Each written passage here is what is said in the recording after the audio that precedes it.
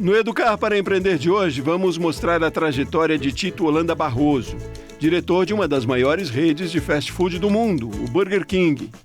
Tito é um visionário por natureza. Em 2010, no embrião das redes sociais, ele já enxergou o poder que esse meio de comunicação teria e criou uma agência de publicidade para atender grandes empresas no meio digital. Formado em administração e com MBA em Business Administration na Escola de Negócios da Universidade de Virgínia, nos Estados Unidos, Tito logo foi recrutado pelo Burger King, onde atua como diretor de franquias da América do Sul. Sejam bem-vindos a mais um programa Educar para Empreender. Este programa que trata de educação empreendedora e é gravado aqui na Biblioteca do Comércio, na Faculdade do Comércio de São Paulo, que na verdade é uma faculdade da Associação Comercial de São Paulo. E é um programa realizado no canal Empreender do Grupo Bandeirantes. E hoje o nosso convidado é o Tito Holanda Barroso. Tito é jovem como eu, né?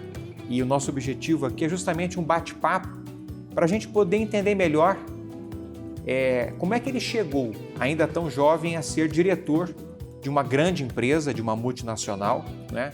E vem trilhando aí uma carreira de muito sucesso e, na verdade, não só no meio corporativo, né?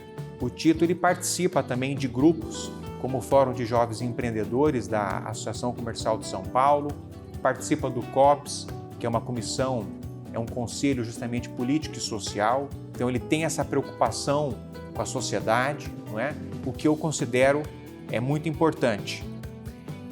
Tito, então vamos lá. Qual é a sua formação, não é? E por que você justamente escolheu trilhar este caminho, né? Para se tornar um gestor, né? E diretor do Burger King, que é a empresa na qual você faz carreira atualmente. Como é que você chegou até aqui?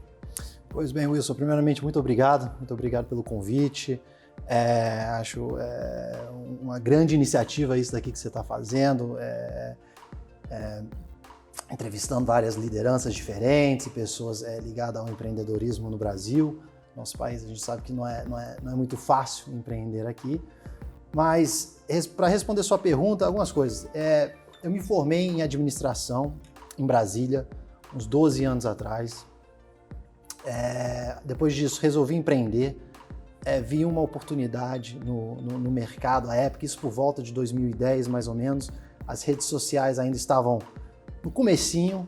Eu vi que empresas multinacionais não tinham presença muito robusta, muito sólida nas redes, e eu resolvi abrir uma agência de publicidade focado 100% no digital, porque achei que com aquilo eu poderia, com aquele movimento das redes sociais crescendo e as marcas estabelecendo presença, a gente poderia dar todo um suporte e auxílio na estratégia, na comunicação, na presença de marcas e empresas online. Pois bem, fiz isso durante uns 5 anos da minha vida e decidi, depois de 5 anos, o Brasil estava um pouco em crise, por volta de 2015, e resolvi fazer um MBA, um mestrado em Business Administration, fora do Brasil. Fui para a Darden School of Business, que é a escola de negócios da University of Virginia. Fiquei lá 2 anos, eu amei a experiência, tanto do lado profissional, acadêmico, pessoal também. Fui recém-casado, então fui junto com minha esposa, a gente teve essa oportunidade de ficar 2 anos nos Estados Unidos, numa cidadezinha, que é a cidade do Thomas Jefferson, que ele fundou a escola, é um dos maiores estadistas americanos. Qual cidade, desculpa? Charlottesville, tá, na Virgínia. Fica por volta de umas 2 horas de Washington de carro, 100 milhas. É curioso, porque é muito bem estruturado um MBA nos Estados Unidos. Mas por volta de umas 200 empresas de todos os tamanhos vão para a escola para recrutar. E aí foi aí que eu entrei na Restaurant Brands International, que é a holding, é um master franqueador que é dono de 4 marcas hoje, de 4 marcas globais, que é o Burger King, o Popeyes, o Tim Hortons e Firehouse Subs. E aí hoje me encontro, como você falou, no Burger King. Perfeito. Na verdade, você menciona que você fez essa formação nos Estados Unidos, né? O seu MBA se deu na Virgínia, numa faculdade, numa escola que eu presumo seja focada na área de negócios, não é? E me diz uma coisa, Tito, você pôde, então, na sua vida, justamente verificar o que é a formação no Brasil e o que é a formação nos Estados Unidos, tá? Você conseguiria fazer uma análise do que eles aprendem lá, ou que eles ministram lá do ponto de vista de conteúdo, que é diferente do Brasil e que é mais satisfatório para a formação de um empreendedor ou de um gestor do que no Brasil? Sim, existem algumas diferenças. Eu acho que a primeira, onde eu fiz meu MBA, e uma das razões que eu escolhi, a escola que eu escolhi, foi que 100% das aulas são no formato socrático. Então, é um case. Toda aula é case. O que significa isso, um case? Você estuda, você lê um estudo de caso na noite anterior, se prepara com a base teórica, você faz uma tabelinha no Excel também, para você ter os números, para você conseguir ter o conteúdo para debater. Você entra na sala de aula e é um grande debate. Então tem 70 alunos, um professor que fica ali mediando a discussão e vai também levando a discussão para um certo caminho. Isso foi algo que foi completamente diferente do que estava acostumado no Brasil. Na minha graduação aqui em administração foi o formato, digamos, tradicional. Teórico. Professor lecionando, e você ali fazendo perguntas de vez em quando, mas nesse formato. Só que assim, por ser um método socrático, um método de estudo de caso, a participação ela é muito importante, ela é fundamental. Então, o que eu posso falar é que eles dão muito, mas muito foco, muita ênfase na parte participativa, na parte de debate, para você se apresentar, e você acaba aprendendo a estruturar seu pensamento, apresentar seu pensamento, você aprende a receber críticas ou debater, né, as suas ideias que você está apresentando, mas também aprende a questionar a ideia dos outros, porque literalmente a aula começa, o professor chama alguém e fala: Wilson, estudo de caso de ontem, se você fosse o Flávio Rocha naquele episódio, o que você teria feito? E você começa, e não necessariamente tem uma resposta certa ou errada, mas, como eu falei, tem 70 pessoas que têm o background diferente, que vem de país diferente, cultura diferente, formação diferente, então você acaba assim, aprendendo muito também com a visão do outro. Às vezes alguém fala uma coisa na sala de aula que você não tinha a menor ideia, você não tinha pensado naquilo. Então eu acho que tem essa diferença entre Estados Unidos e Brasil, eu senti bastante na experiência lá. Perfeito. O que o Tito narra, na verdade, é um método muito conhecido hoje, sobretudo em universidades estrangeiras, que é o que se chama de Problem-Based Learning. É o estudo baseado em problemas, ou estudo baseado em casos, né? Isso no mundo dos negócios é uma coisa fabulosa, né? Justamente porque a vida de quem está no mercado, não é? De quem está empreendendo, é uma vida para resolver problemas. A vida é isso, é resolver problemas. Quando você, em sala de aula, é instado, não é provocado a pensar nestes problemas e encontrar soluções, quer dizer, é o método de ensino mais eficiente, né? E foi o que o Tito vivenciou nos Estados Unidos, né? E certamente te ajudou muito na sua formação e no trabalho que você desempenha hoje. Mas, Tito, olha só, muito se fala também na questão dos soft skills e hard skills, né? Quer dizer, isso já está ficando até um pouco maçante, né? Quer dizer, hard skills são competências técnicas, né? Enquanto que soft skills são competências comportamentais. E hoje se diz muito que as pessoas contratam por hard skills, aquilo que você olha no currículo de alguém, as competências técnicas que ela consegue descrever no seu currículo, mas geralmente a pessoa ela é demitida por conta da falta de habilidade comportamental, por falta de soft skills, não é? Eu queria te perguntar o seguinte, Tito, com a sua vivência corporativa, com a sua vivência de mercado, com a sua formação, o que você mais valoriza? Hard skills ou soft skills? E por quê? Wilson, excelente pergunta. Baseado em tudo que eu vi, eu acredito profundamente que hard skills e soft skills não são coisas mutuamente exclusivas. Eu acho que uma coisa complementa a outra. E eu posso aprofundar um pouco. As pessoas que eu mais admiro, seja qualquer área, eu já tive convívio com muitas pessoas, seja no mundo corporativo, fora do mundo corporativo também, mas são pessoas que têm a fundação muito sólida nos hard skills, na parte quantitativa, na parte de analisar dados, saber fazer a pergunta certa, na hora certa, mas ao mesmo tempo também são pessoas que são muito boas nos soft skills, sabem cativar, sabem criar uma história, sabem criar uma narrativa, conseguem apoio, né? Porque, e uma coisa interessante, uma coisa que um professor meu, no meu MBA falou para mim, falou para a sala de aula um dia, foi, olha, a chave não é ser a pessoa mais inteligente no ambiente, é ser a pessoa mais influente do ambiente.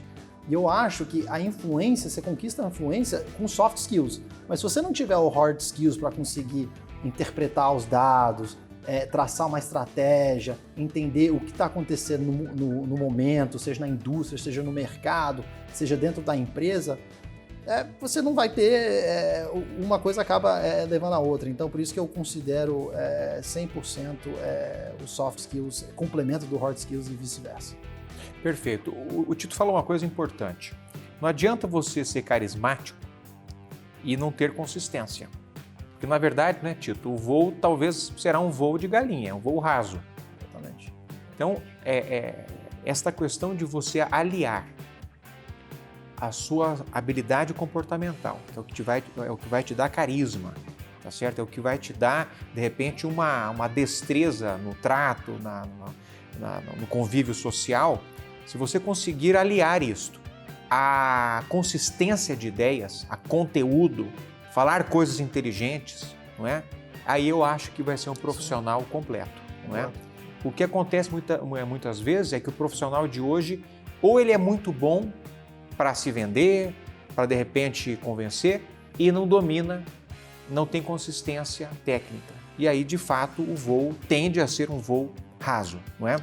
E pelo outro lado também, Wilson, eu já vi isso acontecer, uma pessoa entrar numa reunião no conselho tentando provar alguma coisa, tentando levar a empresa para certo lado, e ele tinha todos os dados ali, ele tinha a resposta certa, o que ele estava tentando fazer era o certo, mas ele não tinha os soft skills no sentido de conseguir convencer o conselho para tomar a decisão que ele queria.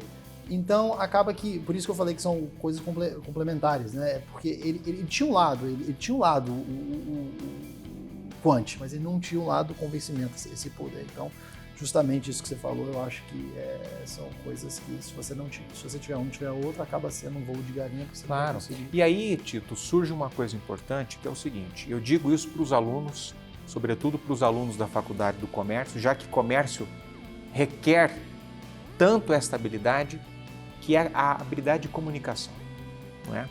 A gente vive talvez hoje numa era em que, sobretudo as crianças, Tito, elas estão muito ligadas, não é, em máquinas, em aparelhos e tal, e elas acabam perdendo um pouco essa capacidade comunicativa, não é? E até brinco, a timideza, ela não é uma grande virtude, pelo contrário, a pessoa que é tímida, ela sofre com aquilo. Aquilo é uma coisa, você tem de tentar vencer aquilo, porque até tem uma frase, crescer na vida é vencer reuniões, né? Como é que você vence reuniões? Como é que você se torna, como a gente falou há pouco, uma referência no meio em que você vive? Não adianta você ser um grande repositório de informações, não é? Se você não consegue passar aquilo, você não consegue explicar aquilo, se fazer claro, ter alguma capacidade de síntese, ser objetivo. É justamente por isso que essa capacidade de comunicação, que é soft skills, é algo muito importante. Mas, Tito, tratando agora justamente do trabalho que você desempenha, evidentemente de uma maneira muito competente no Burger King, nos diga um pouco sobre a empresa e a presença dela hoje no Brasil. Olha, Wilson, eu trabalho na holding, né? Como eu falei, que tem sede em Miami, tem sede nos Estados Unidos, e chamado Restaurant Brands International. Ela faz parte do conglomerado da 3G, da 3G Capital. Tem 4 marcas, tem o Burger King, o Popeyes, o Tim Hortons e o Firehouse Subs. E hoje a empresa está presente no Brasil com as marcas Popeyes e Burger King. tem uma master franqueadora aqui no Brasil, que é responsável pelas marcas Burger King e pela marca Popeyes, que ela vem crescendo ano a ano e administra essas duas redes aqui dentro do Brasil. O Burger King começou aqui no país em 2004, tiveram algumas mudanças, né, na estrutura, no equity, de quem era dono, quem administrava, mas hoje são por volta de diria mais ou menos 900 lojas do Burger King, mais ou menos, e umas 50, 60 do Popeyes. A estratégia no Brasil o Brasil é um mercado muito importante globalmente e é muito importante a gente ter uma presença muito sólida e forte aqui nesse mercado. Então, é um mercado muito importante para a gente. Eu falaria que é muito importante você ter o telescópio numa mão e o microscópio em outra. E o sentido disso é o telescópio para você ver 50 anos na frente, 20 anos na frente, como que o mundo vai mudar, o que você precisa fazer para você poder estar na vanguarda, para daqui a 20 anos você ser um profissional que sabe exatamente o que está acontecendo, você ser relevante, você poder agregar. E o microscópio hoje, amanhã, esse ano, como que você vai bater meta, o que você precisa fazer.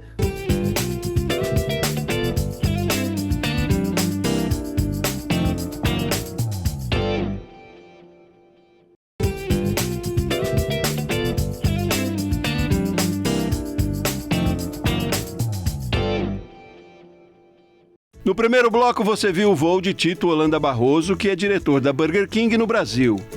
Um dos segredos da ascensão dessa escalada: aliar as chamadas hard skills, competências técnicas, com as soft skills, competências comportamentais. E, Tito, como é que você avalia o desempenho hoje do varejo no Brasil? Vem crescendo? Você acha que a perspectiva ela é de crescimento? Você acha que o Brasil está conseguindo, digamos assim, a caminhar bem diante de todo esse cenário de globalização, dessa presença digital? Você acha que o Brasil está indo bem ou você acha que o Brasil precisa evoluir muito ainda? Boa pergunta. Eu sou um cara muito otimista, Wilson. Eu acredito muito no Brasil, eu acredito muito no nosso país. Eu estava morando nos últimos 6 anos da minha vida, 2 anos no MBA, 4 anos pela empresa nos Estados Unidos. Resolvi voltar esse ano porque eu queria estar no nosso país. Como eu falei, acredito muito no Brasil. Eu acho que, obviamente, teve uma pandemia em escala global nos últimos 2 anos que afetou muito o varejo, o comércio, toda a indústria. Mas, assim, se você vê os números, o Brasil tá indo em frente. Claro, existem certas mudanças que o Brasil precisa fazer de uma forma o mais rápido possível, que é a reforma tributária, a reforma administrativa, enfim, entre outras. Mas eu acredito muito no nosso país. Eu acho que a cada ano que passa o Brasil está melhor do que o ano que se passou. Eu acho que você compara hoje a nossa indústria, nosso varejo, quantas empresas brasileiras são multinacionais hoje versus o que a gente tinha de empresas multinacionais 20 anos atrás, 30 anos atrás. Assim, o número é completamente, hoje em dia é uma coisa exponencialmente maior. Então, eu acho que o Brasil está no caminho certo, mas claro, a gente não pode relaxar. Inclusive, eu fui alguns anos atrás para Singapura e eu estava falando lá com o vice-primeiro-ministro do país, a gente teve uma reunião com ele, e ele começou a falar que em 1950 a Singapura era um país muito pobre. Em 60, 70 anos, eles conseguiram reverter completamente esse quadro. E alguém perguntou, como que vocês conseguiram fazer isso? Ele falou, é o mindset. E o mindset ou você está na mesa de jantar, ou você está em cima da mesa de jantar. Ou você está comendo, ou você está sendo comido. Então a gente fica com o mindset constantemente. Somos uma ilha e a gente precisa sempre estar inovando, sempre se reciclando, sempre pensando no mais para frente, sempre pensando como que a gente pode melhorar. E com esse mindset a gente consegue continuar sendo esse país que conseguimos construir. Então eu acho que o Brasil também precisa dar um passo para trás e pensar o que a gente precisa fazer hoje e continuar a fazer para daqui a 50 anos a gente poder se transformar e ser um país muito rico e muito próspero. Perfeito. Olha, você sabe que você dizendo isso, eu gostei desse raciocínio, ou você está à mesa ou você está na mesa, ou você está comendo ou sendo comido.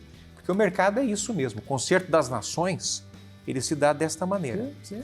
E eu também vejo, você deu o exemplo de Singapura, e este fenômeno, Tito, ocorreu também com a Coreia do Sul. Também. A Coreia, ela na verdade, ela é uma península, não é? Rochosa, onde não há agricultura, o que você planta não dá, né? E eles tiveram esse raciocínio na década de 60. O governo de lá teve esse raciocínio. Na década de 60, Tito, o PIB per capita do brasileiro era o dobro do sul-coreano. Foi quando eles tiveram essa visão, começaram a investir pesadamente em educação. E, sobretudo, uma educação técnica, certo? Para que as pessoas elas não perdessem tempo. Uma educação técnica para que o cidadão ele conseguisse ir para a indústria pesada, que justamente é um país que investiu muito nisso, né? Na década de 70, devido a essa grande e exitosa política de Estado, o sul-coreano já igualou a sua renda per capita à do brasileiro. Na década de 80 já era o dobro. Na década de 90 já era o triplo. E hoje é quase 6 vezes mais, né? Quer dizer, é esse o tipo de política pública que funciona. Exatamente. Olhar para a educação. E isso até me leva a um outro exemplo de alguns conhecidos meus que visitaram a fábrica da Hyundai, que é uma heavy industry, né? E que verificaram que na linha de produção de um veículo X, o veículo ficava pronto em 5, 6 minutos, só tinha máquina de ponta a ponta, não tinha um único operário. E aí gerou uma perplexidade aquilo, ele indagou ao chefe da linha de produção, escuta, mas não tem ninguém trabalhando, é só robô, vocês devem ter um problema social grave. Ele disse, não, pelo contrário. O nosso setor de engenharia tem 60 mil engenheiros trabalhando full time. Então é isso que acho que nós precisamos dar esse salto qualitativo. Sim. Não é?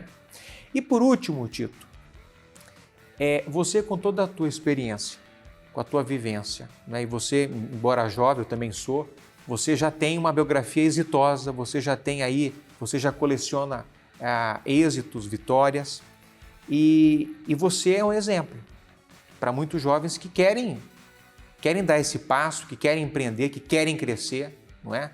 E que às vezes falta um estímulo. Eu queria que você passasse uma mensagem, Tito, justamente para este público que certamente nos assiste e que este público que vê em você um exemplo. O que você recomenda a essas pessoas? Primeiramente, muito obrigado aí pelas palavras. Mas eu acredito, Wilson, que assim, é importante, importantíssimo sempre se reciclar, ir atrás, procurar cursos. Existem diversos cursos, tanto no Brasil quanto fora do Brasil, cursos gratuitos. Eu acho que precisa apenas ir atrás e buscar quais universidades que estão oferecendo. Eu acho que ter o inglês, ter o domínio do inglês é algo fundamental também. Porque sem o inglês você pode acabar perdendo uma oportunidade porque você não tem o domínio daquele idioma. Mas pode ser muito bom no soft skills, no hard skills, mas você não tem o inglês ali que fica difícil você crescer em determinada área. Então eu acho que tem que ter o domínio da língua, do idioma. Uma coisa, uma sugestão, uma recomendação que eu recebi também na minha carreira, eu estava no meu MBA, eu estava num jantar com, na época, o Managing Director da McKinsey Global, o nome dele é Dominic Barton, e eu perguntei para ele, Dominic, se você pudesse dar uma recomendação, o que você falaria para um jovem? E ele falou, Tito, eu falaria que é muito importante você ter o telescópio numa mão e o microscópio em outra. E o sentido disso é o telescópio para você ver 50 anos na frente, 20 anos na frente, como que o mundo vai mudar, o que você precisa fazer para você poder estar na vanguarda, para daqui a 20 anos você ser um profissional que sabe exatamente o que está acontecendo, você ser relevante, você poder agregar. E o microscópio hoje, amanhã, esse ano, como que você vai bater meta, o que você precisa fazer. Então, eu deixo o telespectador com essa mensagem. É muito importante você estar pensando no amanhã, mas também no hoje. Acho que é isso. Muito bem. Eu, na verdade, devo agradecer enormemente a presença do Tito.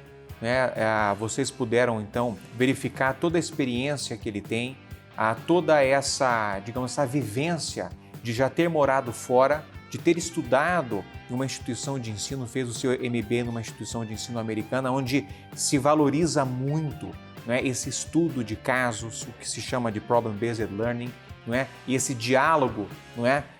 Digamos assim, com a sociedade, esse diálogo com outros profissionais, executivos, para se resolver casos de mercado.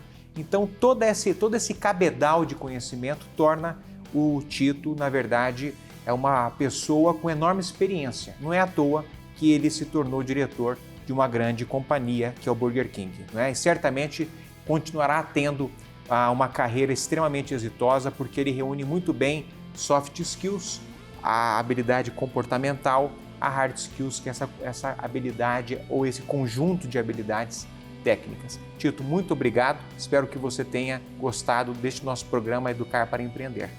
Obrigado a você, Wilson. Obrigado pela oportunidade. Pode contar comigo quando precisar. E meus parabéns também à Rede Bandeirantes também, né? Com essa nova empreitada e esse novo desafio deles. Tiro o meu chapéu. Acho um baita de uma inovação e de uma oportunidade para mostrar o empreendedorismo no nosso país. Muito bem. Então, eu faço votos de que tenha servido como um belíssimo estímulo, como exemplo, e até o próximo programa Educar para Empreender.